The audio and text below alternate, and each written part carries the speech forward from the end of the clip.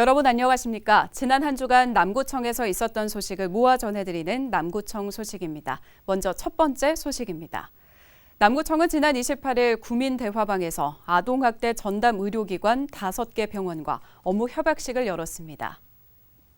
이날 협약식에는 학대 피해 아동들에 대한 신속하고 전문적인 의료 서비스 지원을 위해 울산병원과 마더스병원, 보람병원과 중앙병원, 좋은삼정병원 등 5개 병원이 참여했습니다.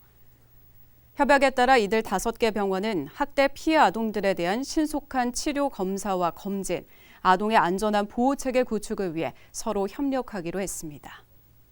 노잼 도시로 알려진 울산의 불명예를 벗기 위해서 남구 관광과가 홍보에 나섰습니다.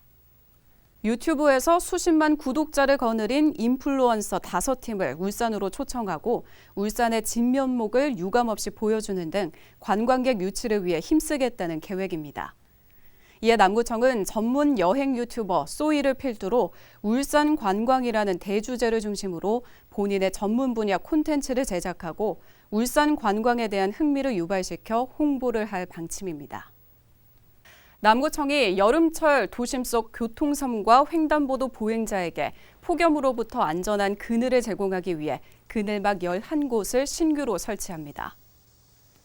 신규로 설치된 접이식 그늘막은 야움초 정문 횡단보도와 삼산동 전자랜드 앞 횡단보도 등 9곳입니다. 또 스마트 그늘막은 이번 주 중으로 삼산동 현대백화점 앞과 시외버스 터미널 사거리 등 2곳에 설치를 완료할 계획입니다. 남구청은 여름철 폭염 시작일이 빨라지고 폭염 일수가 길어짐에 따라 매년 그늘막을 추가로 설치할 계획입니다. 지난 6월 개관한 장생포 문화창고가 다양한 전시와 체험 행사 등을 통해 지역의 대표적인 복합 문화관광시설로 좋은 평가를 받고 있습니다. 고래문화재단에 따르면 장생포 문화창고 개관 이후 4,800여 명이 시설을 방문했으며 이용 대상 만족도 조사에서도 8.8점으로 높게 나타났습니다.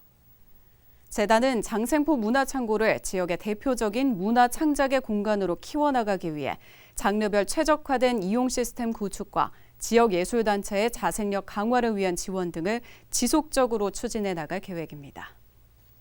남구청은 태화강 둔치에 매년 유채와 백일홍, 코스모스 등 초화단지를 조성해서 시민들에게 볼거리를 제공하고 있습니다.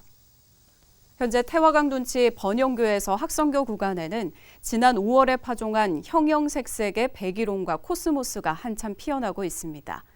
8월이 되면 백일홍과 코스모스가 절정을 이루면서 가족 연인들과 함께 추억을 만드는 장소로 각광받을 전망입니다. 이어서 간추린 소식입니다. 남구청은 지난 29일 옥동지구대 경찰학교에서 청소년 안전망 사례관리 대상자 6명을 대상으로 경찰학교 체험교육 프로그램을 실시했습니다. 사례관리 대상자들은 경찰 제복 입어보기, 음주 단속기 작동, 과학 수사 등을 체험하며 경찰 직무를 이해하는 시간을 가졌습니다. NH농협은행 울산영업본부는 지난 21일 남구청을 방문해 폭염으로 고생하고 있는 취약계층을 위한 선풍기 100대를 울산 사회복지공동모금회를 통해 전달했습니다. 남구 대현동 찾아가는 보건복지팀은 대현 1촌 365늘이라는 네이밍을 만들어서 주민들에게 맞춤형 보건복지 서비스를 제공할 계획입니다. 우선 주민들이 직접 참여하는 재능기부, 우리는 대현 1촌 동생사업과 나눔 천사 기금 활성화를 위한 착한 출발, 착한 모임 등을 운영할 계획이며 홍보를 위해 밴드와 인스타그램 등 SNS를 적극 활용할 예정입니다. 주식회사 제이코는 지난 29일 남구청을 방문해 어려운 이웃을 위한 성금 500만 원을 전달했습니다. 또 울산 천지 라이온스 클럽도 남구 지역 소외된 청소년들을 위해 사용해달라며 백미 20kg 16포를 전달하는 등 남구 곳곳에서 이웃사랑의 물결이 이어지고 있습니다. 지금까지 남구 소식이었습니다. 고맙습니다.